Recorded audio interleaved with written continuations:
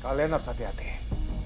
Karena saat ini, Devan sedang menyelidiki insiden keracunan gas yang menimpa Alia dan Devan.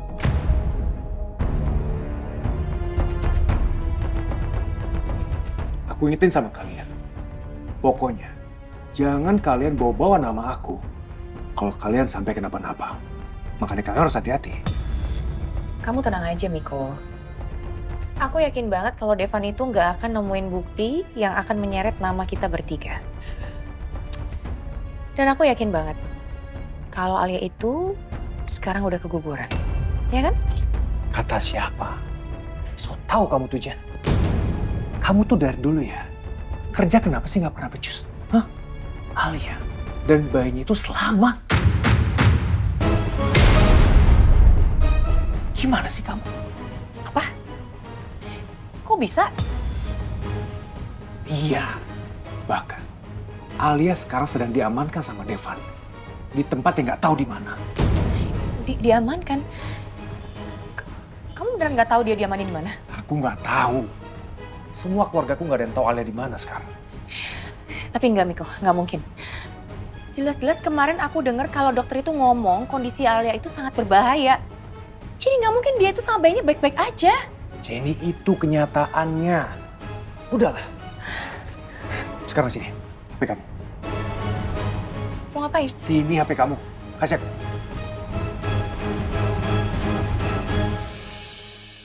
Aku harus hapus chat riwayat kamu dan telepon kamu ke aku, Jen. Ya, apalagi aku pernah kirim sampel ke HP kamu. Aku harus hapus. Nah, nih.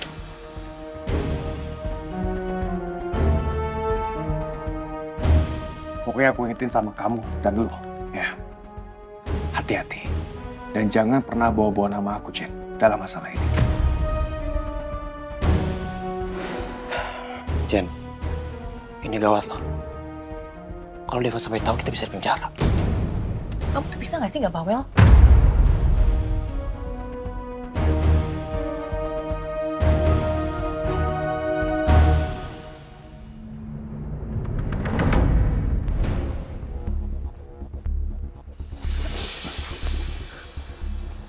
Beneran nggak apa-apa?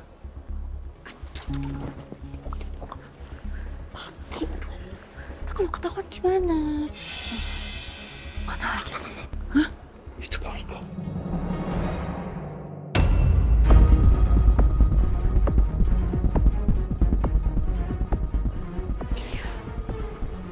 Iya dong. Kita harus deketin mereka ya. Kita harus cari tahu mereka tuh lagi ngobrolin apa. Kita duduk di situ aja. Ya.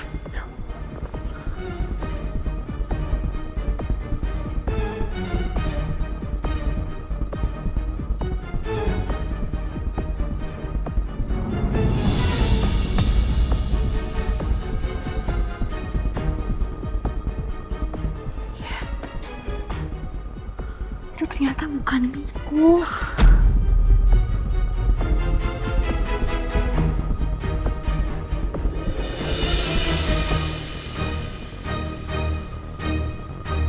Kurang ajar. Ternyata Devan serius nyelidikin masalah ini. Makanya dia nyuruh Reno ngikutin gue.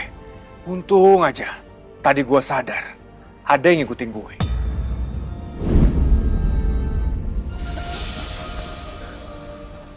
Beneran nggak apa-apa?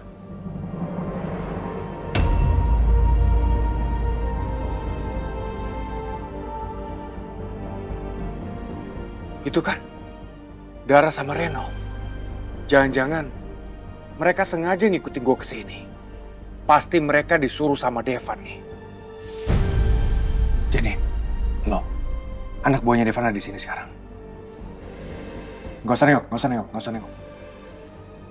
Farel, lo duduk di tempat gua, lo pakai jaket gua sekarang, gitu kan? Ngapain pakai jaket lo? Udah sini. Cepet, pindah. Aku pergi dulu, Jen.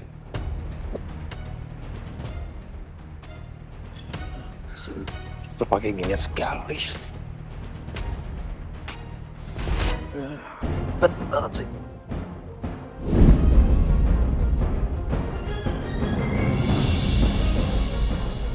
Aman.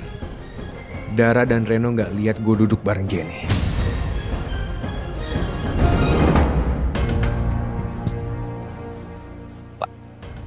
Anwar. Reno bilang bahwa kamu ada teman yang bekerja di bagian forensik. Apa benar teman kamu bisa bantu untuk ngecek barang bukti ini?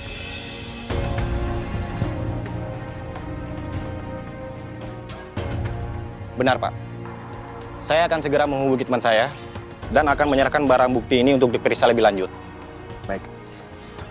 Kamu tolong bilang sama teman kamu agar prosesnya dipercepat sebisa mungkin. Maaf, Pak Depan. Kemungkinan untuk hasil pemeriksaan barang bukti ini nggak bisa keluar cepat, Pak. Kenapa? Karena tergantung antrian kasus di lab dan tingkat kerumitan analisis pada barang bukti ini, Pak. Kamu sama sekali nggak bisa nego sama teman kamu itu. Saya nggak bisa janji, Pak. Tapi saya akan berusaha untuk meyakinkan teman saya agar kasus ini bisa diprioritaskan. Makasih banyak ya, Anwar. Sama-sama, Pak. Tolong kabari saya secepatnya begitu hasil pemeriksaan barang bukti sudah keluar. Pasti, Pak. Pak Depan tenang aja. Kalau begitu, saya izin dulu, Pak. Saya mau langsung kasih barang bukti ini ke teman saya.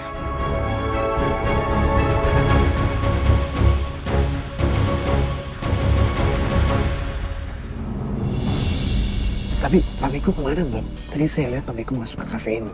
Masa tiba-tiba hilang? Oh, mungkin Niko tuh kesini nggak janjian kali sama Jenny. Tapi mereka ketemu ya kebetulan aja. Ya nggak sih?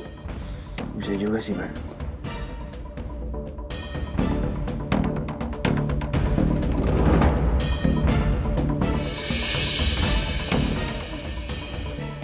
Sekarang kita udah nggak dapat petunjuk, kehilangan jejaknya Pak Miko.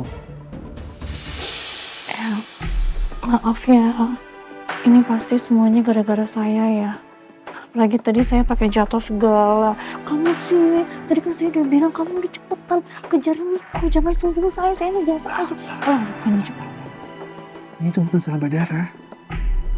Ya mau gimana lagi, Mak? Mungkin memang belum waktunya kita bisa ngikutin Pak Miko, Mbak. Udah nggak apa-apa.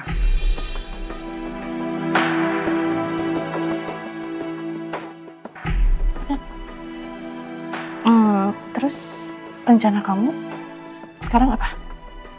Kita pulang dulu aja, nanti saya akan pikirin rencana berikutnya. Oke, saya ikutin kamu aja. Yuk.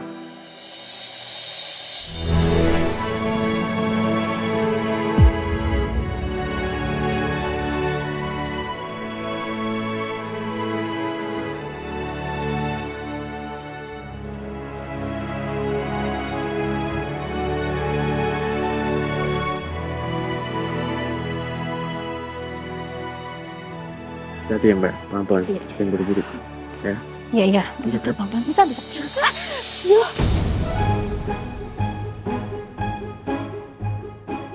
Aduh mas, maaf banget ya mas, mbak. Saya nggak sengaja. Iya, nggak apa-apa. Dilanjut aja kerja Ibu. Maaf ya mas, makasih. Ya ampun, jadi basah semua gini.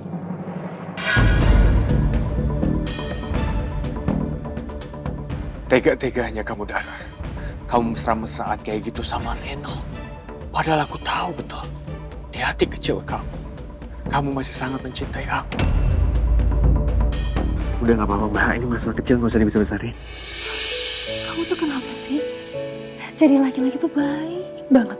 Hatinya tuh kayaknya tulus gitu. Terbuat dari apa sih hati kamu? Kamu gak pernah marah-marah, gak pernah teriak-teriak, gak pernah bentak-bentak.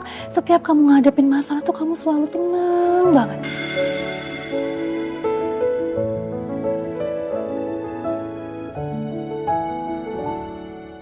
Gak usah dijawab, gak usah. Mbak, kalau kita lagi ada masalah, kita nggak boleh sambil emosi, Mbak. Yang ada makin stres. Justru kalau kita lagi ada masalah, kita harus menghadapinya dengan kepala dingin, tenang, terus sambil senyum. Jadi semuanya kerasa enteng.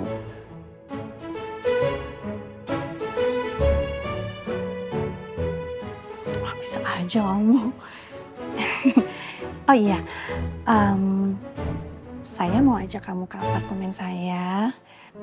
Sebagai tanda, saya berterima kasih sama kamu. Ya karena kita juga hari ini kan misinya gagal ya. Saya juga minta maaf karena tadi saya jatuh. Mau ya kamu ke apartemen saya?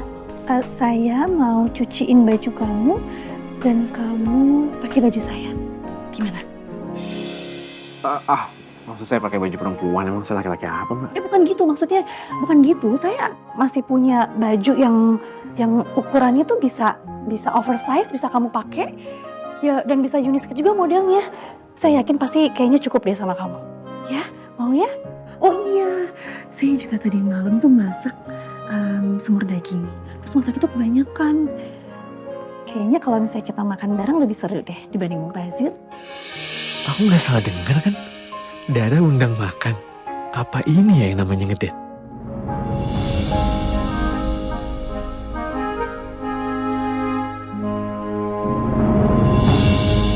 Siapa aja yang berhasil masuk area basement saat saya dan istri saya sedang bermalam di sini?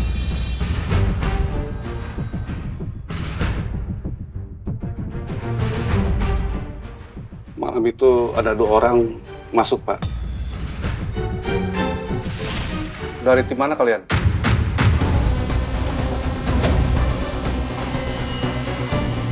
Kita dari pihak kontraktor, Pak.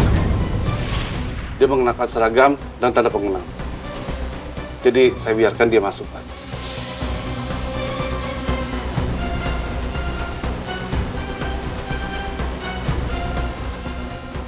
Kalau gitu sekarang kamu coba jelaskan ke saya, bagaimana ciri-ciri 2 orang itu?